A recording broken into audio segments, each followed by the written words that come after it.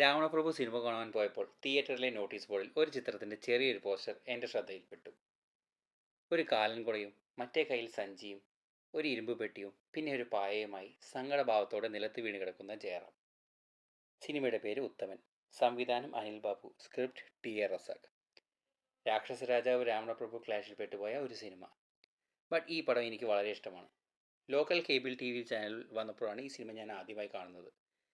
Jayaram sentiment scenes അഭിനയിക്കുന്നത് കാണാൻ തന്നെ ഒരു ഭംഗിയാണ്. അത്തരത്തിലുള്ള പല രംഗങ്ങൾ ഈ ചിത്രത്തിലുണ്ട്. ഉറങ്ങിക്കിടന്നിരുന്നൊരു പാവത്തിനെ വിളിച്ചു കൊണ്ടുപോയി ചെയ്യാത്തൊരു കുറ്റം തലയിൽ വെച്ച് കൊടുത്തു. ബോണസായി സണ്ണിച്ചായനി. പുലിമുറ്റത്ത് സണ്ണി. ടെറർ കഥാപാത്രം. സണ്ണിച്ചായൻ്റെ പട്ടിയെ കണ്ടാൽ തന്നെ പേടിയാകും. പിന്നെ സണ്ണിച്ചായനെ കുറിച്ച് പറയേണ്ട കാര്യമുണ്ടോ? ക്ലൈമാക്സ് വരെ ഉത്തമൻ്റെ കഥാപാത്രത്തിന് എന്താകുമെന്ന ഭയം നിലനിർത്താനുണ്ടായ പ്രധാന കാരണം ഇപ്പുറത്ത് പുലിമുറ്റത്ത് സണ്ണി ആയതുകൊണ്ട് മാത്രമാണ്. ബാബു ആൻ്റണിയുടെ അൾട്ടിമേറ്റ് വില്ലനിസത്തിന് വേണ്ടി മാത്രം ഈ സിനിമ കാണാവുന്നതാണ്.